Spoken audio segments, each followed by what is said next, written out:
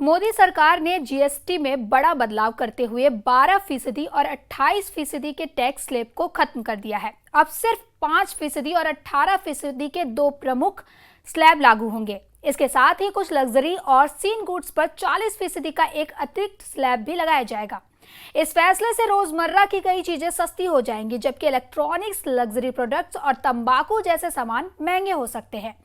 GST के सरलीकरण की मांग लंबे समय से हो रही थी। नमस्कार, आप देख रहे हैं न्यूज 18 का डिजिटल प्लेटफॉर्म और मैं हूं आपके साथ सृष्टि शर्मा। मोदी सरकार ने वस्तु एवं सेवा कर यानी जीएसटी व्यवस्था में बड़ा बदलाव करते हुए अब सिर्फ दो मुख्य टैक्स स्लैब रखने का फैसला किया है।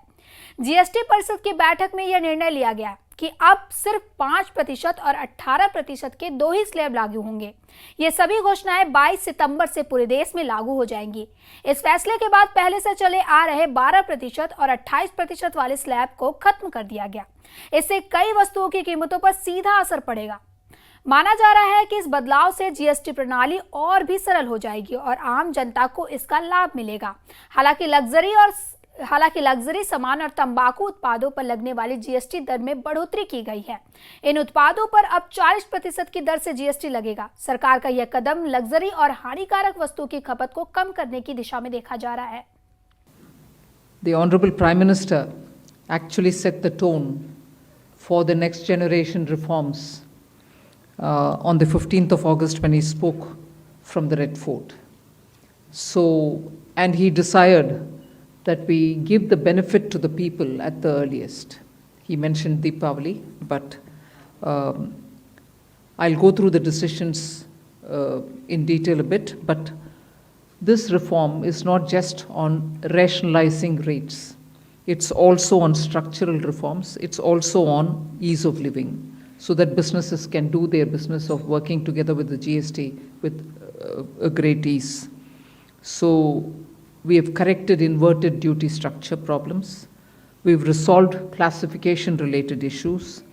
And we have ensured that there will be stability and predictability about the GST. Rate rationalization, of course. We've reduced the slabs. There shall be only 2 slabs. And we are addressing also the issues of compensation cess. Ease of living, simplifying registration, return filing, and refunds. I'm not getting into greater details, you'll get to know about it. But then these reforms have been carried out with a focus on the common man. Every tax levied on common man's daily use items have gone through a rigorous looking into, and in most cases the rates have come down drastically. Labor intensive industries have been given a good support. Farmers and agriculture as a whole will also benefit by the decisions we have taken today. Health related also will benefit. So the key drivers of economy have been given a prominence. And much before I get into the details, I want to thank every member of the GST Council, every finance minister who attended the GST Council today. There was no absence. Everyone was present. We've had a day-long intense discussion, but I'm grateful to each one of them. At the end of the day, they said, we're all together for the sake of the common man. एक भी reservation के साथ नहीं समर्थन किए, मगर पूर्ण मन से भरपूर सपोर्ट दिए हर राज्य के वित्त मंत्री। इसीलिए मैं जीएसटी काउंसिल को आभार कहना चाह रही हूँ कि लंबा चौड़ा डिस्कशन चला आज, मगर आखिर हर मेंबर इसके लिए समर्थन दिए। इसीलिए मैं धन्यवाद कहना चाह रही हूँ। इधर उधर के छोटे छोटे बात हो सकता है, मगर कंप्लीटली रेट रैशनलाइजेशन में सभी मंत्रीगण समर्थन दिए।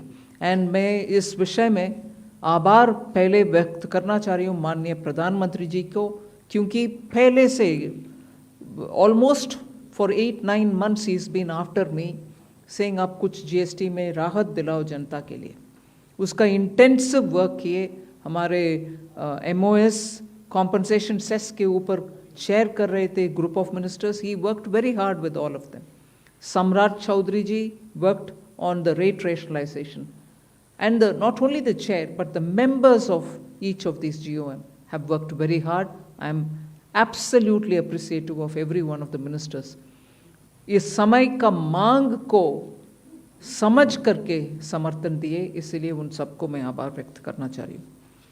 भारत सरकार ने आम जनता को बड़ी राहत देते हुए कई अहम चीजों पर या तो जीएसटी कम कर दिया है या फिर एकदम नील कर दिया है। अमेरिका की ओर से थोपे गए टैरिफ से पैदा उत्पन्न आर्थिक चुनौतियों को ध्यान में रखते हुए और घरेलू मांग को बढ़ावा देने के लिए सरकार ने साबुन से लेकर छोटी कारों तक कई आइटम्स पर जीएसटी में कटौती करने का अहम फैसला किया है। वित्त मंत्री निर्मला सीतारमण ने एक प्रेस कॉन्फ्रेंस में इस बात की जानकारी दी। जीएसटी काउंसिल ने बुधवार को 5 और 18% की 2 टियर स्ट्रक्चर को मंजूरी दे दी। इसे 12 सितंबर से लागू किया जाएगा। पैकेट वाला छेना पनीर पर जीएसटी खत्म की गई है। ड्राई फूड पर जीएसटी 12 से घटकर 5% कर दी गई है।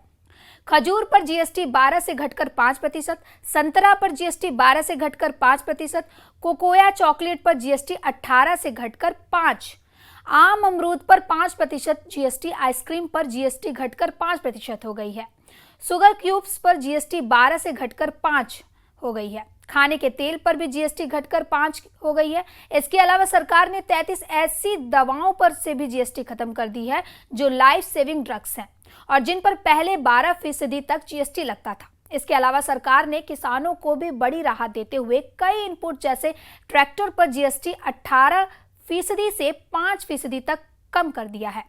इसके अलावा जीएसटी हटने के बाद hair oil, shampoo, toothbrush, cycle, tableware, kitchenware 5 से 0 तक, ultra high temperature processing UHT, दूध, पास्ता से लेकर कॉर्नफ्लेक्स और प्रिजर्व्ड मीट की कीमतों में भी भारी गिरावट आई है। Rate which is only for sin and super luxury goods.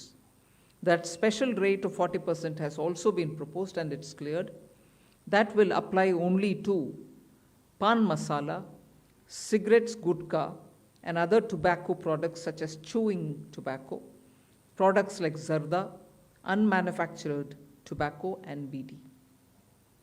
All goods including aerated waters containing added sugar or other sweetening matter or flavored, caffeinated beverages, carbonated beverages or fruit drink, or carbonated beverages with fruit juice and other non-alcoholic beverages, excluding those specified at lower rates, will all be covered under 40%.